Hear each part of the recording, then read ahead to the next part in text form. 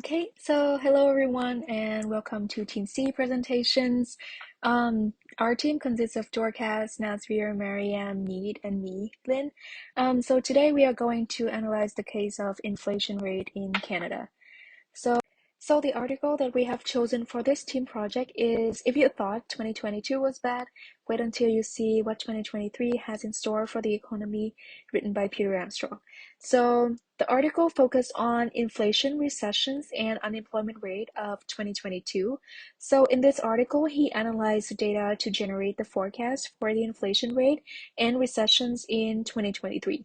And his finding concluded that the economy should bounce back by the end of 2023 and will be under control by 2024. So in this presentation, we will investigate how the government controlled the inflation rate by analyzing the connection between the inflation rate with a lot of variable, such as interest rate, labor market, and GDP in 2022. And we will also discuss how these variables can induce recessions in 2023. And also, using the data obtained, we are going to generate a forecast for the economy in 2023. So first, let's take a look at the connection between inflation and interest rate. So what are inflation and interest rate? The inflation rate refers to the rate that measures the percentage change in the average price level of a basket of products that are commonly purchased by the consumer over time. It can be measured using Customer Price Index, which is CPI. On the other hand, the interest rate refers to the cost of borrowing money. It is the rate determined by the country's central bank at which lender charge borrower for using their money. And in the case of inflation, we can see how the government and the central bank use the monetary policy to increase interest rate and prevent the price from rising too rapidly. So now we are going to take a look at the connection between interest rate and the money market. So as you can see in figure 1, we have the initial money supply M0 over P and the initial interest rate I0. The point where the money supply and the money demand curve intersect is called E, which is the equilibrium point. So as the central bank raises interest rate from point I0 to I1, the money supply M0 over P shift to the point M1 over P. And so as a result, it discouraged borrowing and spending and led to a drop in demand for money and a new equilibrium point E prime. Okay, so now we are going to take a look at the connection between interest rate and expenditure. So as mentioned in the previous slide, the higher the interest rate, the lower the money demand. And so consequently, individual and firm tend to lower their spending and investing when there's a rise in interest rate. So we all know that investment and export are two main types of autonomous expenditure. So a decline in investment can also lead to a drop in autonomous expenditure. And in addition, aggregate expenditure is calculated by summing up autonomous and induced expenditure. So a drop in autonomous expenditure can also lead to a decrease in aggregate expenditure. So as a result, by adjusting the interest rate, the central bank can influence both the money market and expenditure to slow the growth of the economy. Okay, so now we can summing up the data for inflation and interest rate in 2022 in Canada using figure 3. So as shown in the figure, from January until July of 2022, the inflation rate increased exponentially from 4.2% to 6.8%. So during this time, the interest rate is low, and so it led to an increase in economic activity. And in Canada, the target inflation rate is 2% plus and minus 1%. So the government have to slow down the inflation rate. And to do that, the central bank increased interest rate constantly throughout the year from 0.5% to 4.5%. So the high interest rate helped lower the demand and economic activity. So consequently, the inflation rate stalled and slowly decreased at year end. So now I'm going to hand it over to Neat to go over the GDP and inflation connection. Hi, I'm Praneeth, and I'll discuss about the correlation between GDP and inflation in this part. You can see in the graph, it shows the seasonally adjusted annual rates of all industries indicating the GDP of Canada from the 1st of January till the 1st of December 2022.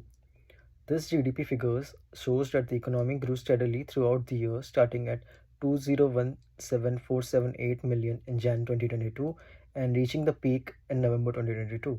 This indicates a strong performance for the economy during these periods. However, the inflation rate shown by Lin in her slide shows that the inflation increased from 4.20% in Jan to 6.80% in November 2022, which is a significant increase over the year, indicating that price rose faster during this period. Factors influencing GDP and inflation rate. Based on this data, it is difficult to establish a clear relationship between GDP and inflation. While the GDP increased steadily, the inflation also increased, indicating that there might be a positive relation between these two. However, there are numerous factors that can impact both GDP and inflation, including government policies, market conditions, and global events. It is essential to consider these factors when analyzing the relationship between the two variables. The Phillips curve. The Phillips curve, as mentioned in the paper, suggests an inverse relationship between unemployment and inflation, but this relationship may not hold in all cases. It is important to consider the limitations of the Phillips curves, and Mariam will talk more about the Phillips curves in her slides. Impact of inflation on economy. Inflation can have both positive and negative effects on the economy. It can spur economic activity and reduce unemployment rates in the short term, but can also lead to reduced purchasing power and slower economic growth in the long term. Impact of GDP on inflation. A strong economy with high levels of economic activity can lead to increased demand for goods and other services, which can lead up prices and inflation. Other important factors to consider is that the relationship between GDP and inflation, such as income inequality, technological changes, and demographic shifts, and since before we just went through a pandemic, which is one of the major factors to consider. Hello everyone, I am Mariam. In this section, we will see how inflation has affected the labor market. The key factors like faster wage growth, increase in savings, consumer expenditure, and scarcity of goods all lead to inflation. This would further lead to slower hiring, increased layoffs, slower industrial production, and hindered housing market. The uncertainty and consistent unpredictability around inflation have impacted unemployment and job growth. As we all know about an economic theory proposed by William Phillips that claims that with economic growth comes inflation, which eventually leads to higher jobs and decline in unemployment. So we have constructed a graph for the current inflation which shows that the unemployment rate and inflation are inversely related, which was claimed by Phillips curve. Next we have another graph showing the 12-month percentage change in the consumer price index. The data shows that the CPI increased to 5.9% annually in January. Also, the unemployment rate was changed to 5% with a zero point zero points monthly change, which explains that the unemployment rate remains same as compared to the previous month. Moving further, a report by International Labour Organization mentions that the rising inflation has a more significant cost of living impact on lower income earners as they spend most of their disposable income on essential goods and services, which mostly experiences high price increase than non-essential items. Now my friend Dorcas will move forward with the presentation. Hi everyone, I'm Dorcas and I'll be talking about recession and its impact, specifically within the Canadian economy. Okay, so when there's a recession, the entire economy weakens. It could last for several months or years. Basically, a recession is like an economic turn down, or let me say downturn. That's like there's a decline in economic activity in general, meaning that businesses are producing fewer goods and consumers are spending less money. So the decline could be across multiple sectors of the economy, like manufacturing and several others. So recessions are characterized by a decrease in employment, GDP, and income levels. Okay, so GDP is the gross domestic product. That's the total market value of final goods and services. And so when GDP falls, consumer spending reduce. We can have lower taxes too, and then there is high unemployment rate. but businesses are often the first to feel the impact of a recession. There's a drop in the demand for their goods and services, so basically their sales and profits decrease. And when this happens, they find it challenging to keep their business running, and then they would have to lay off workers to cut costs, and it leads to people losing their jobs, and then we have the income levels dropping too. Okay, and then the second issue is about the COVID. So, like many other countries, the Canadian economy was really affected by the COVID. It led to shutdown of businesses here and there, and recession was introduced in 2020. GDP declined, and then, okay, so the third thing is that the reason why most economists say this year's recession is moderate is because it cannot be compared to the past recessions. Right. And then finally, the last two macroeconomic models I'd like us to look at is the aggregate demand and aggregate supply. To understand how recession happens in an economy and what it does, we need to look at the aggregate demand and the aggregate supply. Similar to demand and supply. So aggregate demand is the total amount of goods and services that people let me see want to buy, and the aggregate supply is the total amount of goods and services that people um, that is available for sale. And we have graphs introducing them in the next slide. Okay, so from all that I said previously, it's evident that recessions are caused by negative shocks to either aggregate demand or aggregate supply. So in this graph, we have AD shifting to the left from point 81 to 82, meaning that there's a decrease in demand for goods and services.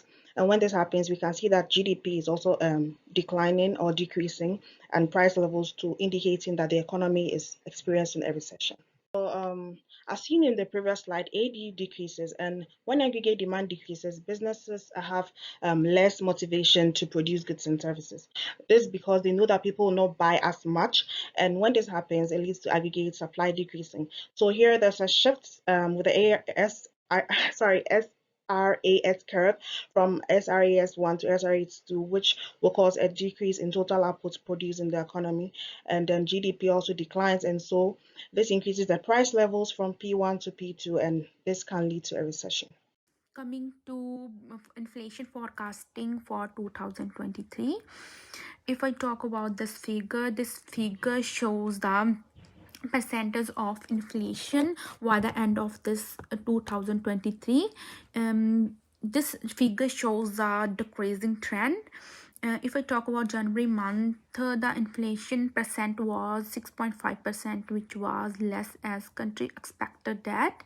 In the mid of this 2023, the percentage will be about 3%, and in the end of this following year, the percent can be 2%. Then we can see normal inventory and supply, which help Canada's goods price down. Apart from this, with this inflation rate, we can see normal mild or normal session in 2023. So this is forecasting for 2023. So, in conclusion, the case of inflation demonstrate how it can negatively affect the Canadian economy. So, inflation can decrease the purchasing power of money, it can reduce the economic activity, and also increase the unemployment rate in the country. It can also affect other aspects of the economy, such as expenditure and GDP. So, as a result, it is usually followed by a recession period. So to slow the inflation rate, the Bank of Canada used interest rate to influence the money market and expenditure. So as a result, the inflation rate stalled by the end of 22, and it is expecting to be under control by the end of 2023 to 2024.